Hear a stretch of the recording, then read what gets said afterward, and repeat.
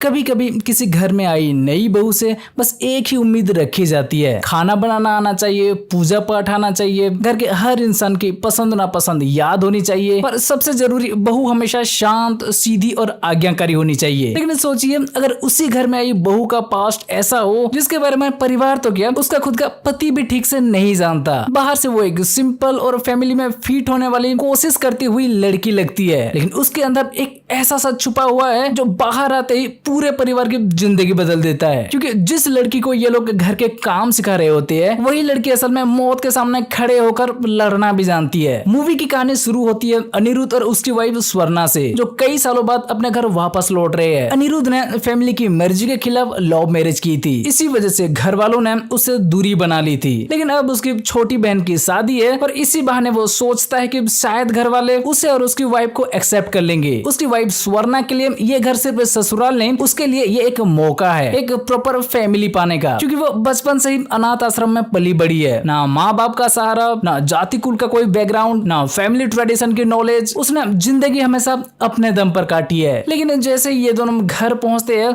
माहौल साफ समझ आ जाता है। अनिरुद्ध के पापा उनसे ठीक से बात तक नहीं करते। बाकी फैमिली थोड़ा बहुत नॉर्मल जरूर रहती है, क्योंकि आखिरकार बेटा सालों बाद घर आया है और वो भी अपनी पत्नी के साथ, इसलिए शादी तक दोनों को घर में रहने दिया जाता है। पर यहीं से स्वर्णा के साथ असली प्रॉब्लम शुरू होती है। घर वालों के लिए वो एक अनजान लड़की है, किसी को उसके बारे में कुछ नहीं पता। वो कहाँ से आई है, उसका परिवार कौन है, उसे घर गृहस्थी आती भी है या नहीं, हर चीज पर सवाल उठता है। स्वर्णा साफ बता देती है कि वो अनाथ आश्रम में पली बड़ी है और उसे ट्रेडिशनल रिचुअल्स के बारे में ज्यादा कुछ नहीं आता। बस यहीं से फैमिली के मन में एक बात बैठ जाती है कि हमारे बेटे ने जल्दबाजी में शादी कर ली। स्वर्णा को वो लोग बहू की तरह घर में तो रख लेते हैं, लेकिन उसे इंपोर्टेंस नहीं देते। स्वर्णा ये सब नोटिस करती है, लेकिन गुस्सा करने की जगह उसके मन में एक ही बात चलती है, मुझे इस घर में अपना नाम बनाना है, मुझे साबित करना है कि मैं भी इस फैमिली की अच्छी बहू बन सकती हूँ। असल में स्वर्णा को बचपन से एक परिवार की कमी रही है, इसलिए जब उसे ये परिवार मिलता है तो वो चाहती है कि ये लोग उसे एक्सेप्ट करे, प्यार दे और उसे आउटसाइडर की तरह ना देखे। लेकिन इस घर में अच्छी बहू बनने का मतलब सिर्फ अच्छा इंसान होना नहीं है। यहाँ अच्छी बहू वही है जिसे सुबह उठकर पूजा करनी आती हो, तुलसी के पास आरती करनी आती हो, किसे क्या खाना पसंद है याद हो, कौन किस समय क्या मांगता है ये पहले से पता हो, और घर के हर काम में परफेक्ट हो। पर भाई यहाँ स्वर्णा अच्छी बहू बनने की कोशिश तो करती है, लेकिन हर स्टेप पर फेल हो जाती है। सुबह की पूजा में उसे समझ नहीं आता कि क्या करना है, आरती कैसे करनी है, मंगल गीत कैसे गाना है, ताली में कुमकुम कैसे रखना है, उसे कुछ नहीं आता। यहाँ तक कि एक सीन में वो अपना मंगल सूत्र भी कमरे में भूल जाती है। घर वालों की नजर में ये सब छोटी छोटी बातें नहीं, बल्कि बहू की कमी बन जाती है। और प्रॉब्लम यही खत्म नहीं होती, घर में पहले से एक दूसरी बहू भी है जो समंता के देवर की वाइफ है। देवर पुलिस में काम करता है और उसकी शादी फैमिली की मर्जी से हुई थी, इसलिए दूसरी बहू घर में पहले से सबकी फेवरेट है। उसे हर रिचुअल आता है, सबकी पसंद पता है, किचन पर उसका कंट्रोल है और घर में उसकी इमेज परफेक्ट बहू वाली है। अब समंता जब अच्छी बहू बनने की कोशिश करती है तो दूसरी बहू को भी कंपटीशन फील होता है, जैसे घर में एक साइलेंट रेस शुरू हो जाती है, कौन बेटर बहू है। लेकिन स्वर्णा के लिए ये रेस जीतना इतना आसान नहीं है, क्योंकि दूसरी बहू फैमिली एनवायरनमेंट में पली बड़ी है, जबकि समंता ने फैमिली लाइफ कभी देखी ही नहीं। इसलिए वो जितनी कोशिश करती है उतनी बार मजाक बन जाती है। एक पॉइंट पर समंता डिसाइड करती है कि अब ऐसे नहीं चलेगा, अगर उसे इस घर में अपनी जगह बनानी है तो उसे हेल्प चाहिए। वो अपने बचपन के दोस्त को फोन करती है, दोनों अनाथ आश्रम में साथ पली थी। समंता उसे कहती है कि मुझे कुकिंग नहीं आती, लेकिन मुझे इस फैमिली में अच्छा नाम कमाना है, तो तू आकर मेरी मदद कर दे। पहले उसकी दोस्त मना कर देती है, क्योंकि वो अपने पति को छोड़कर आना नहीं चाहती, लेकिन स्वर्णा उसे पुराने दिनों की याद दिलाती है, बचपन, अनाथ आश्रम, दोस्ती और वो सारी बातें जिनसे दोनों जुड़ी हुई थी। आखिरकार दोस्त मान जाती है, लेकिन स्वर्णा उसे सीधे घर में नहीं लाती, क्योंकि अगर घर वालों को पता चलता है कि खाना कोई और बना रहा है तो उसकी सारी मेहनत खत्म हो जाती। इसलिए दोस्त को लॉज में रुकवाया जाता है। प्लान सिंपल है, दोस्त सुबह सुबह खाना बनाएगी, स्वर्णा चुपके से उसे घर ले आएगी और सबके सामने बोलेगी कि ये खाना उसने बनाया है। थोड़ा जुगाड़ है, लेकिन भाई इंडियन फैमिली में बहू की कुकिंग इमेज बचाने के लिए लोग क्या क्या नहीं करते। धीरे धीरे ये प्लान काम करने लगता है, घर वालों को खाना पसंद आता है, स्वर्णा की इमेज थोड़ी सुधरने लगती है और उसे लगने लगता है कि शायद अब वो सच में इस फैमिली में एक्सेप्ट हो जाएगी। लेकिन इसी दौरान कहानी में एक नया ट्विस्ट आता है। एक दिन समंता अपने दोस्त के साथ मार्केट में वेजिटेबल्स लेने जाती है। वहाँ उसे लगता है कि कोई आदमी उसका पीछा कर रहा है। पहले वो इग्नोर करती है, लेकिन जब वो आदमी बार बार उसी के पीछे आता है तो स्वर्णा सीधे जाकर उसे पूछती है, तू कौन है और मेरा पीछा क्यों कर रहा है। वो आदमी उसे देखकर कहता कहता है तुम झांसी हो ना। ये नाम सुनते ही समंथा का रिएक्शन बदल जाता है। वो गुस्से में उसे वार्निंग देती है कि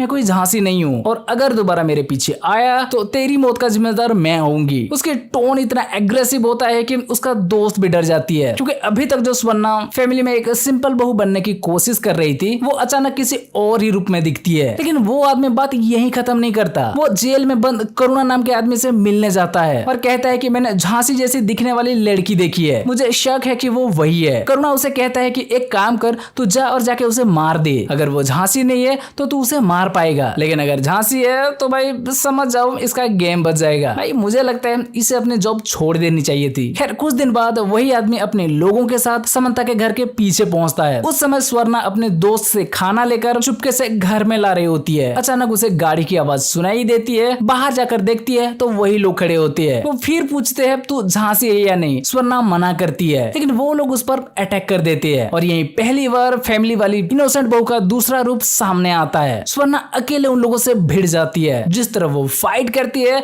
उसे साफ पता चलता है कि ये कोई नॉर्मल लड़की नहीं है। उसे लड़ना आता है, बचना आता है और सामने वाले को गिराना भी आता है। वो उन सबको पीट कर भगा देती है और उनमें से एक तो स्वर्णा के पीछे जाकर खुद अपने आप गिरकर मर जाता है, जिसका बॉडी को स्वर्णा अपने दोस्त के साथ मिलकर ठिकाने लगाती है। और इससे करुणा को भी यकीन हो जाता है कि ये झांसी ही है, क्योंकि अगर वो नॉर्मल लड़की होती तो इस अटैक से बच नहीं पाती। अब करुणा के लिए ये खबर मौका बन जाता है। वो जेल से बाहर निकलने का प्लान बनाता है। वो जेल के अंदर ही एक फेक एक्सीडेंट क्रिएट करता है। गैस सिलेंडर एक्सप्लोजन का ड्रामा रचता है। कई लोगों की मौत की झूठी खबर बनती है और रिकॉर्ड में करुणा को भी मरा हुआ दिखाया जाता है, लेकिन असल में करुणा जेल से भाग चुका होता है। इधर समंथा के दोस्त ने भी उस रात की कांड को एक्सपीरियंस की होती है। वो पूछती है कि तू असल में है कौन, तो इस तरह लड़ना कैसे जानती है। अब स्वर्णा के पास छुपाने का कोई रास्ता नहीं बचता। वो अपने दोस्त को अपना पास्ट बताती है। समंथा और उसके दोस्त बचपन में उसी अनाथ आश्रम में साथ रहती थी। बाद में उसके दोस्त को एक फैमिली अडॉप्ट कर लेती है और उसकी जिंदगी नॉर्मल हो जाती है, लेकिन स्वर्णा वहीं रह जाती है। उस आश्रम में एक वार्डन था जो बच्चों को गलत नजर से देखता है। स्वर्णा को बचपन में ही समझ आ जाता है कि ये जगह उसके लिए सेफ नहीं है, इसलिए वो वहाँ से भाग जाती है। इसके बाद उसकी जिंदगी स्ट्रगल से भरी रहती है। जो काम मिलता है वही करती है, जहाँ जगह मिलती है वहीं सोती है। बाद में उसे एक लॉज में काम मिलता है, लेकिन वहाँ भी कुछ लोग उसे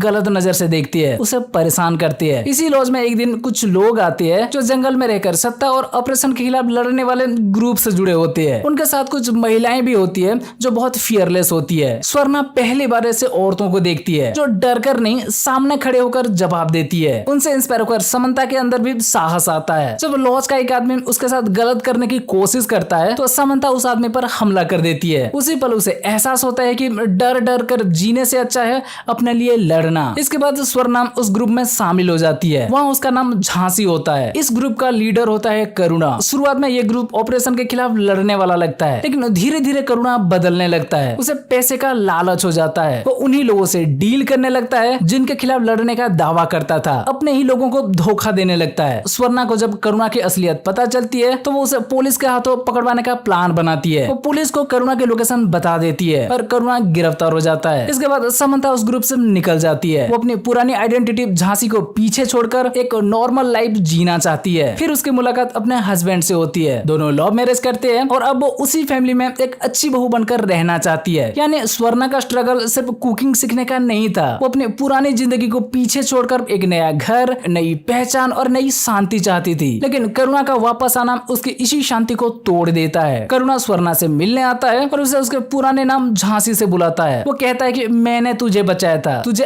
आजादी दी थी, जिंदगी दी थी, लेकिन भाई असल में उसके इस नौटंकी के पीछे मदद नहीं, पॉजिटिवनेस छुपी होती है। स्वर्णा उसे हाथ जोड़कर कहती है कि अब मेरी शादी हो चुकी है, मेरी फैमिली है, मैंने पुरानी जिंदगी छोड़ दी है, मुझे शांति से जीने दो। तो बाहर से करुणा ऐसे दिखाता है कि जैसे उसने उसका पीछा छोड़ दिया हो, लेकिन अंदर से वो स्वर्णा को पाना चाहता है। वो उसे धमकाने लगता है कि अगर तू मेरे साथ नहीं आई तो मैं तेरे पास्ट की सच्चाई तेरे ससुराल वालों को बता दूंगा। और टाइमिंग भी ऐसी होती है कि घर में बहन की शादी चल रही होती है। करुणा खुद को स्वर्णा का मामा बताकर घर में घुसता है और उसे मेंटली टॉर्चर करता है। वो साफ कह देता है कि चाहे तेरी शादी हो चुकी हो लेकिन तू मेरे साथ चलेगी, अगर नहीं आई तो मैं तेरे परिवार को खत्म कर दूंगा। अब स्वर्णा समझ जाती है कि सच छुपाकर वो फैमिली को सेफ नहीं रख सकती, इसलिए सबसे पहले वो अपने देवर को सच बता देती है जो पुलिस में है। वो बताती है कि करुणा मरा नहीं है बल्कि जेल से फेक डेथ रिकॉर्ड बनाकर भागा है। फिर वो अपने पति को भी सच बताती है। हस्बैंड को शौक तो लगता सकता है, लेकिन वो स्वर्णा का साथ छोड़ता नहीं। वो और उसका पुलिस भाई मिलकर करुणा को पकड़वाने का प्लान बनाते हैं, क्योंकि रिकॉर्ड में करुणा मरा हुआ है। इसलिए अगर उसकी एक करंट फोटो डीजीपी पुलिस तक पहुंच जाए तो पुलिस को कंफर्म हो जाएगा कि वो जिंदा है। प्लान के मुताबिक उसकी फोटो भेजी जाती है और पुलिस करुणा को फिर से अरेस्ट कर लेती है। लेकिन करुणा इतनी आसानी से हार मानने वाला नहीं है। उसे समझ आ जाता है कि ये सब स्वर्णा ने करवाया है। वो पुलिस से